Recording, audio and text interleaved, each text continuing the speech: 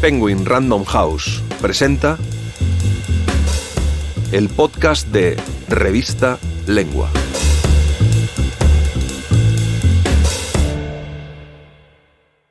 El estilo de un joven novelista llamado Mario Vargas Llosa, por Mario Vargas Llosa.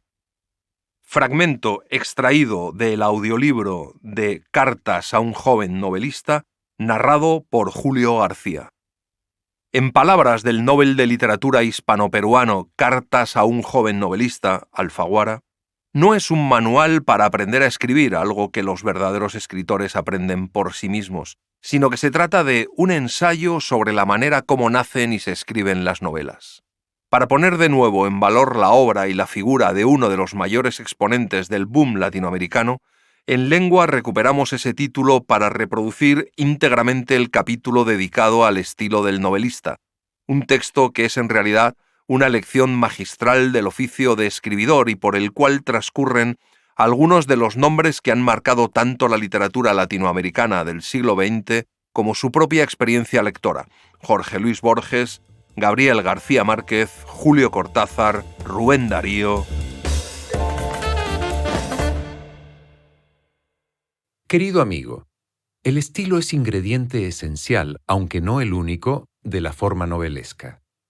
Las novelas están hechas de palabras, de modo que la manera como un novelista elige y organiza el lenguaje es un factor decisivo para que sus historias tengan o carezcan de poder de persuasión. Ahora bien, el lenguaje novelesco no puede ser disociado de aquello que la novela relata, el tema que se encarna en palabras, porque la única manera de saber si el novelista tiene éxito o fracasa en su empresa narrativa es averiguando si, gracias a su escritura, la ficción vive, se emancipa de su creador y de la realidad real y se impone al lector como una realidad soberana. Es, pues, en función de lo que cuenta que una escritura es eficiente o ineficiente, creativa o letal. Quizás debamos comenzar, para ir ciñendo los rasgos del estilo, por eliminar la idea de corrección. No importa nada que un estilo sea correcto o incorrecto. Importa que sea eficaz, adecuado a su cometido, que es insuflar una ilusión de vida, de verdad, a las historias que cuenta.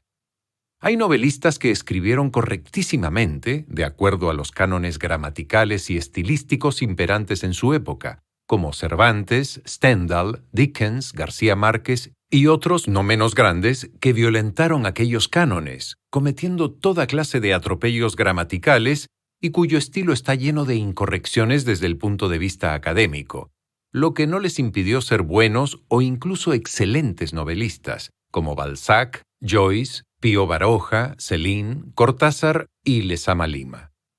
Azorín, que era un extraordinario prosista y pese a ello un aburridísimo novelista, escribió en su colección de textos sobre Madrid: «Escribe prosa el literato, prosa correcta, prosa castiza, y no vale nada esa prosa sin las alcamonías de la gracia, la intención feliz, la ironía, el desdén o el sarcasmo». Es una observación exacta. Por sí misma, la corrección estilística no presupone nada sobre el acierto o desacierto con que se escribe una ficción. ¿De qué depende, pues, la eficacia de la escritura novelesca? De dos atributos: su coherencia interna y su carácter de necesidad. La historia que cuenta una novela puede ser incoherente, pero el lenguaje que la plasma debe ser coherente para que aquella incoherencia finja exitosamente ser genuina y vivir.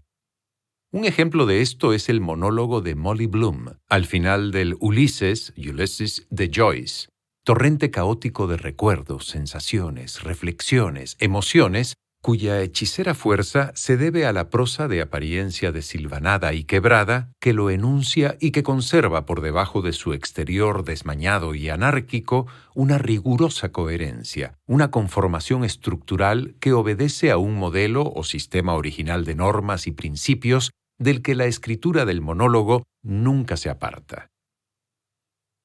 ¿Es una exacta descripción de una conciencia en movimiento?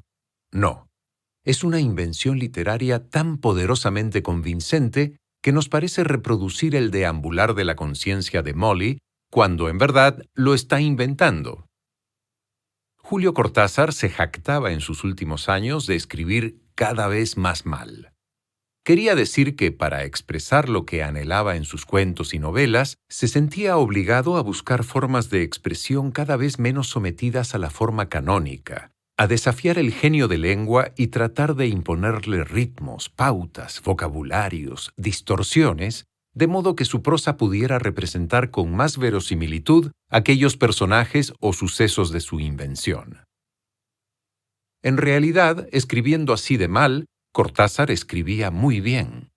Tenía una prosa clara y fluida, que fingía maravillosamente la oralidad, incorporando y asimilando con gran desenvoltura los dichos, amaneramientos y figuras de la palabra hablada, argentinismos desde luego, pero también galicismos, y asimismo inventando palabras y expresiones con tanto ingenio y buen oído que ellas no desentonaban en el contexto de sus frases. Más bien, las enriquecían con esas alcamonías, especias, que reclamaba Azorín para el buen novelista. La verosimilitud de una historia, su poder de persuasión, no depende exclusivamente de la coherencia del estilo con que está referida. No menos importante es el rol que desempeña la técnica narrativa. Pero sin ella, o no existe o se reduce al mínimo. Un estilo puede ser desagradable y, sin embargo, gracias a su coherencia, eficaz. Es el caso de un Louis Ferdinand Céline, por ejemplo. No sé si a usted, pero a mí, sus frases cortitas y tartamudas, plagadas de puntos suspensivos, encrespadas de vociferaciones y expresiones en jerga, me crispan los nervios. Y sin embargo, no tengo la menor duda de que Viaje al final de la noche, Voyage au bout de la nuit, y también, aunque no de manera tan inequívoca, Muerte a crédito, Mort à crédit, son novelas dotadas de un poder de persuasión arrollador, cuyo vómito de sordidez y extravagancia nos hipnotiza, desbaratando las prevenciones estéticas o éticas que podamos conscientemente oponerle. Algo parecido me ocurre con Alejo Carpentier, uno de los grandes novelistas de la lengua española, sin duda, cuya prosa, sin embargo, considerada fuera de sus novelas, ya sé que no se puede hacer esa separación, pero la hago para que quede más claro lo que trato de decir, está en las antípodas del tipo de estilo que yo admiro. No me gusta nada su rigidez, academicismo y amaneramiento libresco, el que me sugiere a cada paso estar edificado con una meticulosa rebusca en diccionarios, esa vetusta pasión por los arcaísmos y el artificio que alentaban los escritores barrocos del siglo XVII. Y sin embargo, esta prosa, cuando cuenta la historia de Tinoel y de Henri Christophe en El reino de este mundo, obra maestra absoluta que he leído y releído hasta 3 veces, tiene un poder contagioso y sometedor que anula mis reservas y antipatías y me deslumbra, haciéndome creer a pie juntillas todo lo que cuenta. ¿Cómo consigue algo tan formidable el estilo encorbatado y almidonado de Alejo Carpentier? Gracias a su indesmayable coherencia y a la sensación de necesidad que nos transmite, esa convicción que hace sentir a sus lectores que sólo de ese modo, con esas palabras, frases y ritmos, podía ser contada aquella historia. Si hablar de la coherencia de un estilo no resulta tan difícil, sí lo es, en cambio, explicar aquello del carácter necesario, indispensable para que un lenguaje novelesco resulte persuasivo. Tal vez la mejor manera de describirlo sea valiéndose de su contrario, el estilo que fracasa a la hora de contarnos una historia, pues mantiene al lector a distancia de ella y con su conciencia lúcida, es decir, consciente de que está leyendo algo ajeno, no viviendo y compartiendo la historia con sus personajes. Este fracaso se advierte cuando el lector siente un abismo que el novelista no consigue cerrar a la hora de escribir su historia, entre aquello que cuenta y las palabras con que está contándolo. Esa bifurcación o desdoblamiento entre el lenguaje de una historia y la historia misma aniquila el poder de persuasión. El lector no cree lo que le cuentan porque la torpeza e inconveniencia de ese estilo hace a aquel consciente de que entre las palabras y los hechos hay una insuperable cesura, un resquicio por el que se filtran todo el artificio y la arbitrariedad sobre los que está erigida una ficción, y que solo las ficciones logradas consiguen borrar, tornándolos invisibles. Esos estilos fracasan porque no los sentimos necesarios.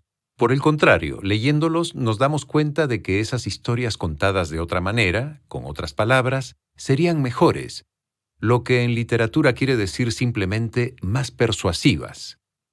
Jamás tenemos esa sensación de dicotomía entre lo contado y las palabras que lo cuentan en los relatos de Borges, las novelas de Faulkner o las historias de Isaac Dinesen. El estilo de estos autores, muy diferentes entre sí, nos persuade porque en ellos las palabras, los personajes y cosas constituyen una unidad irrompible, algo que no concebimos siquiera que pudiera disociarse. A esa perfecta integración entre fondo y forma aludo cuando hablo de ese atributo de necesidad que tiene una escritura creadora. Ese carácter necesario del lenguaje de los grandes escritores se detecta, por contraste, por lo forzado y falso que resulta en los epígonos. Borges es uno de los más originales prosistas de la lengua española, acaso el más grande que ésta haya producido en el siglo XX. Por eso mismo, ha ejercido una influencia grande y, si usted me permite, a menudo nefasta. El estilo de Borges es inconfundible, dotado de extraordinaria funcionalidad, capaz de dar vida y crédito a su mundo de ideas y curiosidades de refinado intelectualismo y abstracción, donde los sistemas filosóficos, las disquisiciones teológicas, los mitos y símbolos literarios y el quehacer reflexivo y especulativo, así como la historia universal, contemplada desde una perspectiva eminentemente literaria, conforman la materia prima de la invención. El estilo borgiano se adecúa y funde con esa temática en aleación indivisible, y el lector siente, desde las primeras frases de sus cuentos y de muchos de sus ensayos, que tienen la inventiva y soberanía de verdaderas ficciones, que ellos solo podían haber sido contados así, con ese lenguaje inteligente e irónico, de matemática precisión, ninguna palabra falta, ninguna sobra, de fría elegancia y aristocráticos desplantes, que privilegia el intelecto y el conocimiento sobre las emociones y los sentidos, juega con la erudición, hace del alarde una técnica, elude toda forma de sentimentalismo e ignora el cuerpo y la sensualidad, o los divisa lejanísimos como manifestaciones inferiores de la existencia humana, y se humaniza gracias a la sutil ironía, fresca brisa que aligera la complejidad de los razonamientos, laberintos intelectuales o barrocas construcciones, que son casi siempre los temas de sus historias. El color y la gracia de ese estilo está sobre todo en su adjetivación, que sacude al lector con su audacia y excentricidad. Nadie lo vio desembarcar en la unánime noche. Con sus violentas e insospechadas metáforas, esos adjetivos o adverbios que, además de redondear una idea o destacar un trazo físico o psicológico de un personaje, a menudo se bastan para crear la atmósfera borgiana. Ahora bien, precisamente por su carácter necesario, el estilo de Borges es inimitable. Cuando sus admiradores y seguidores literarios se prestan de él sus maneras de adjetivar, sus irreverentes salidas, sus burlas y desplantes, estos chirrían y desentonan, como esas pelucas mal fabricadas que no llegan a pasar por cabelleras y proclaman su falsedad bañando de ridículo a la infeliz cabeza que recubren. Siendo Jorge Luis Borges un formidable creador, no hay nada más irritante y molesto que los borgesitos, imitadores en los que por esa falta de necesidad de la prosa que miman lo que en aquel era original, auténtico, bello, estimulante, resulta caricatural, feo e insincero. La sinceridad o insinceridad no es, en literatura, un asunto ético, sino estético. Cosa parecida le ocurre a otro gran prosista de nuestra lengua, Gabriel García Márquez.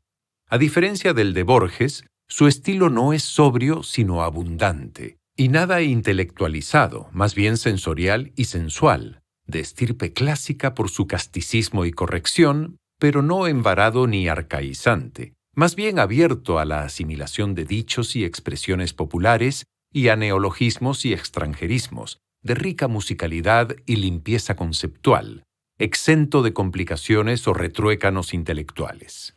Calor, sabor, música, todas las texturas de la percepción y los apetitos del cuerpo se expresan en él con naturalidad, sin remilgos, y con la misma libertad respira en él la fantasía, proyectándose sin trabas hacia lo extraordinario. Leyendo 100 años de soledad o El amor en los tiempos del cólera, nos abruma la certidumbre de que solo contadas con esas palabras, ese talante y ese ritmo, esas historias resultan creíbles, verosímiles, fascinantes, conmovedoras, que separadas de ellas, en cambio, no hubieran podido hechizarnos como lo hacen, porque esas historias son las palabras que las cuentan. La verdad es que esas palabras son las historias que cuentan, y por ello, cuando otro escritor se presta a ese estilo, la literatura que resulta de esa operación suena falaz, mera caricatura. Después de Borges, García Márquez es el escritor más imitado de la lengua, y aunque algunos de sus discípulos han llegado a tener éxito, es decir, muchos lectores, su obra, por más aprovechado que sea el discípulo, no vive con vida propia, y su carácter ancilar, forzado, asoma de inmediato.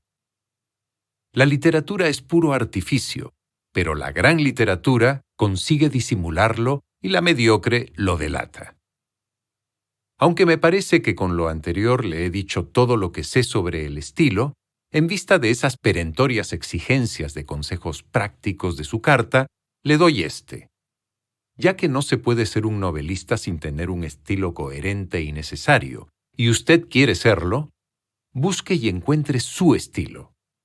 Lea muchísimo, porque es imposible tener un lenguaje rico, desenvuelto, sin leer abundante y buena literatura, y trate, en la medida de sus fuerzas, ya que ello no es tan fácil, de no imitar los estilos de los novelistas que más admira y que le han enseñado a amar la literatura. Imítelos en todo lo demás, en su dedicación, en su disciplina, en sus manías, y haga suyas, si las siente lícitas, sus convicciones.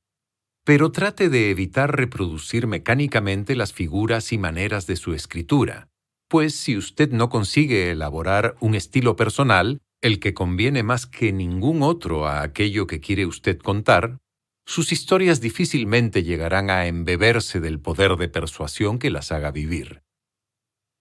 Buscar y encontrar el estilo propio es posible. Lea usted la primera y la segunda novela de Faulkner. Verá que entre la mediocre Mosquitos, Mosquitoes, y la notable Bandera sobre el polvo, Flags in the Dust, la primera versión de Sartoris, el escritor sureño encontró su estilo, ese laberíntico y majestuoso lenguaje entre religioso, mítico y épico, capaz de animar la saga de Yoknapataufa.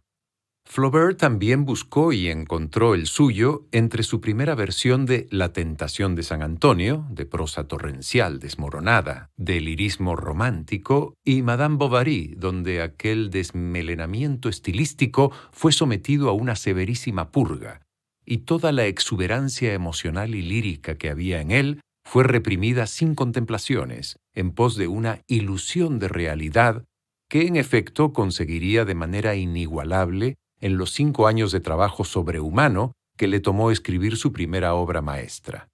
No sé si usted sabe que Flaubert tenía, respecto del estilo, una teoría, la del mot juste. La palabra justa era aquella, única, que podía expresar cabalmente la idea. La obligación del escritor era encontrarla. ¿Cómo sabía cuándo la había encontrado? Se lo decía el oído. La palabra era justa cuando sonaba bien. Aquel ajuste perfecto entre forma y fondo, entre palabra e idea, se traducía en armonía musical. Por eso, Flaubert sometía todas sus frases a la prueba de la gueulade, de la chillería o vocerío. Salía a leer en voz alta lo que había escrito en una pequeña alameda de tilos que todavía existe en lo que fue su casita de Croisset, la Allée de Gueulade, la alameda del vocerío. Allí leía a voz en cuello lo que había escrito y el oído le decía si había acertado o debía seguir buscando los vocablos y frases hasta alcanzar aquella perfección artística que persiguió con tenacidad fanática hasta que la alcanzó. ¿Recuerda usted el verso de Rubén Darío, Una forma que no encuentra mi estilo? Durante mucho tiempo me desconcertó este verso, porque ¿acaso el estilo y la forma no son la misma cosa? ¿Cómo se puede buscar una forma teniéndola ya?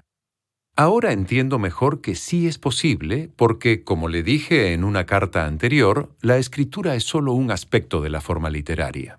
Otro, no menos importante, es la técnica, pues las palabras no se bastan para contar buenas historias.